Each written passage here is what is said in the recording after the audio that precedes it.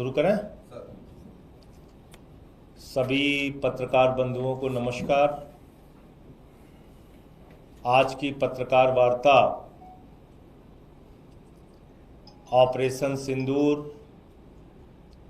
उसके पहले पहलगाम की घटना और उसके बाद सीज फायर का अनाउंसमेंट, इन मुद्दों पर बात करने के लिए बुलाई गई है। पूरा देश पहलगाम की घटना के बाद, जिसमें भारत के 25 और नेपाल के एक निर्दोष निहत्थे लोगों की आतंकवादियों ने गोली मार के हत्या कर दी, बहनों के माथे के सिंदूर उजाड़ दिए। 200 किलोमीटर हिंदुस्तान की धरती में पाकिस्तानी आतंकवादी आता है, पाकिस्तान के द्वारा पोषित फंडिंग किया हुआ आतंकवादी आता है,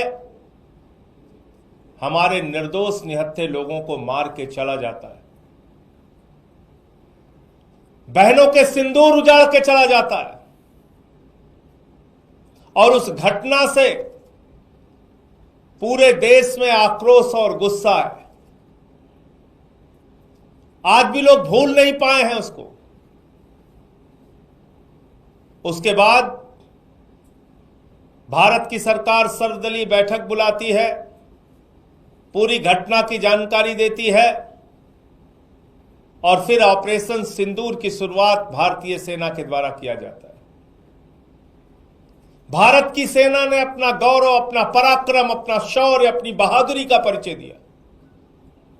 पाकिस्तान में घुस के 9 आतंकी ठिकानों को ध्वस्त कर दिया, बर्बाद कर दिया।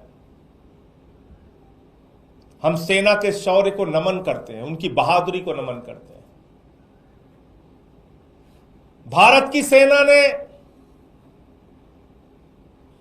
आतंकवादियों और आतंकवाद का समर्थन करने वाले उनके सहयोगियों को 100 से अधिक संख्या में मारा। यह जानकारी सर्वदलीय बैठक में सरकार के द्वारा दी गई। 100 से ज्यादा आतंकवादियों को, और यह भी बताया कि 21 आतंकवादी ठिकाने हैं। और सरकार ने कहा ऑपरेशन सिंदूर जारी है। मतलब साफ है, वो 21 के 21 ठिकाने ध्वस्त होंगे।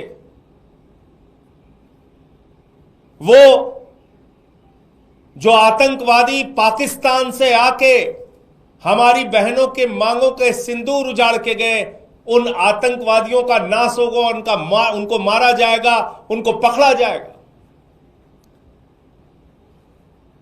क्योंकि ऑपरेशन सिंदूर तो शुरू उस वजह से हुआ कि पहलगाम में आतंकवादी आते हैं, वो निर्दोष लोगों को मार के चले गए। लेकिन जब भारतीय सेना इतनी बहादुरी का परिचय दे रही थी, पाकिस्तान को उनके घर में घुस के मार रही थी,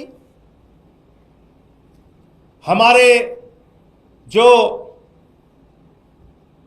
तकनीक का विस्तार है वो इतना प्रबल था कि हमने पाकिस्तान की तरफ से होने वाले ड्रोन अटैक्स को विफल किया, हवा में विफल किया,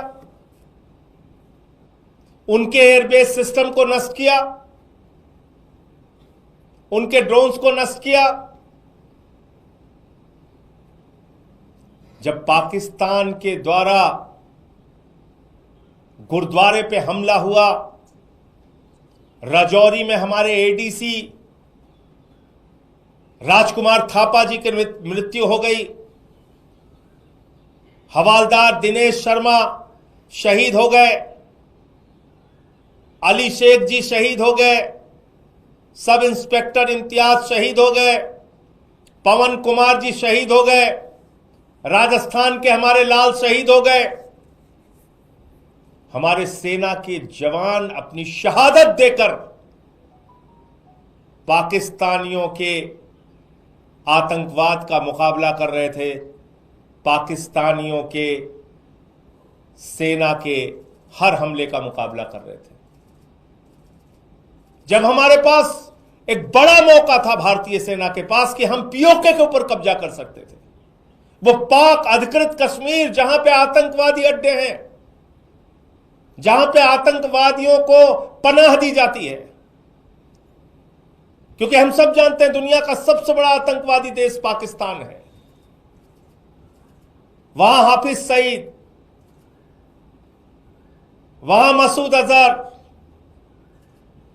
वहां ओसामा बिन लादेन भी था, आतंकवादियों के बड़े बड़े अड्डे। और जब मसूद अजहर के परिवार के लोगों को निशाना बनाया गया तो सेना के अधिकारी उनके अंतिम संस्कार में शामिल होते हैं। पाकिस्तान के सेना के अधिकारी आतंकवादी के परिवार के मारे जाने पे उसके अंतिम संस्कार में शामिल होते हैं। और अमेरिका के द्वारा प्रतिबंधित आतंकवादी वहां पे दिखता है।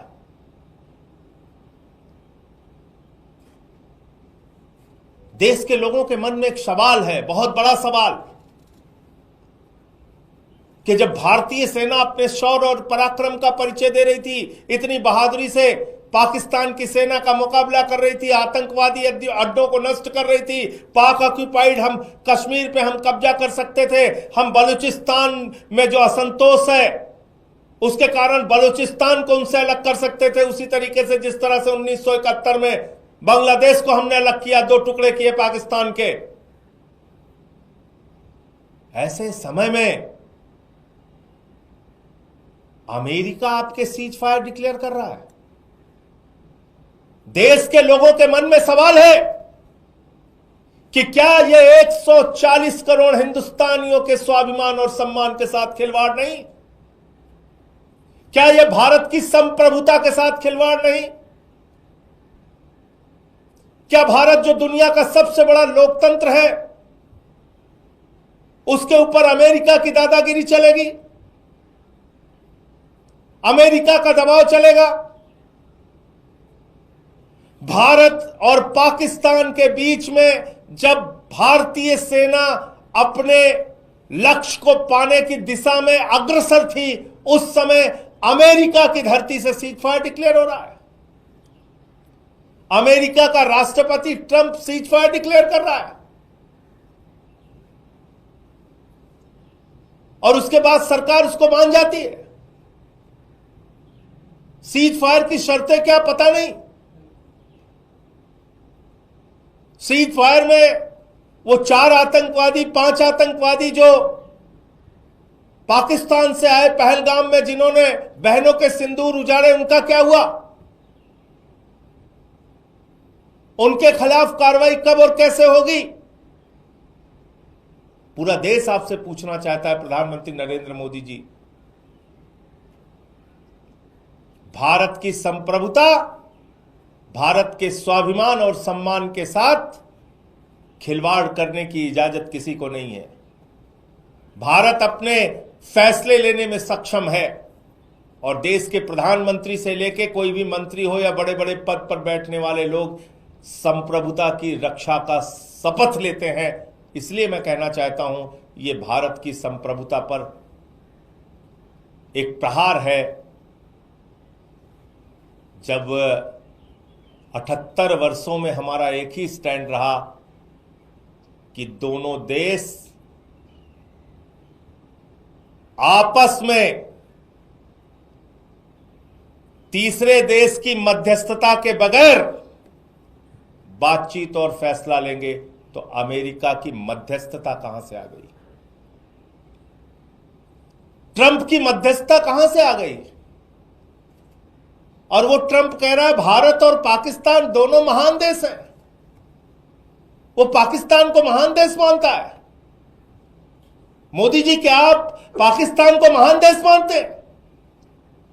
वो आतंकवादियों को पनाह देने वाला देश, वो आप भी उसको महान देश मानते हैं क्या? वो दोनों देशों को शक्तिशाली देश मानता है ट्रंप। आप पाकिस्तान जिनके यहां खाने के लिए मोहताज है, उनको आप शक्तिशाली देश मानते हैं।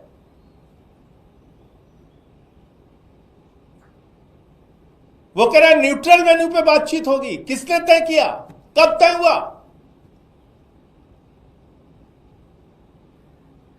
कहां यह फैसला हो गया? वो कह रहा है कश्मीर के मुद्दे पे भी बातचीत होगी। इसलिए ये पूरे देश के मन में गुस्सा है, नाराजगी है और लोगों के मन का सवाल है जिसको प्रधानमंत्री को सामने आके जवाब देना चाहिए। प्रधानमंत्री जी को इन विषयों पे, इन सवालों पर जवाब देना चाहिए। अमेरिका कौन होता है हमारे फैसले? वो कह रहा है दोनों देशों के बीच में व्यापारिक संबंध स्थापित करेंगे। जो गद्दार देश 3 घंटे तक सीज फायर का पालन नहीं कर सका, उस गद्दार देश से आप उम्मीद करते हैं आप वहां के साथ व्यापारिक संबंध स्थापित करेंगे अमेरिका के कहने पर?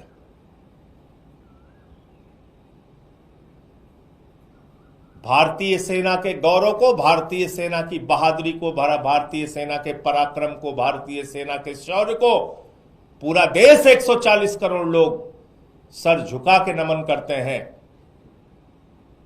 और जब हमारी सेना अपने लक्ष्य को प्राप्त करने के लिए पीओके हासिल करने की दिशा में, बलूचिस्तान को अलग थलग करने की दिशा में आगे बढ़ रही थी, उस समय अमेरिका के कहने पे, ट्रंप के कहने पे ये सीज फायर किन परिस्थितियों में और किस दबाव में हुआ, पूरे देश को इस बात की जानकारी प्रधानमंत्री नरेंद्र मोदी जी को देनी चाहिए।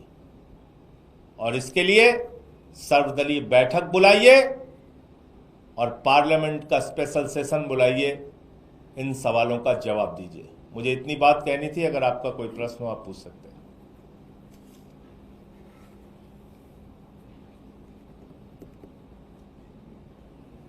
Thank you.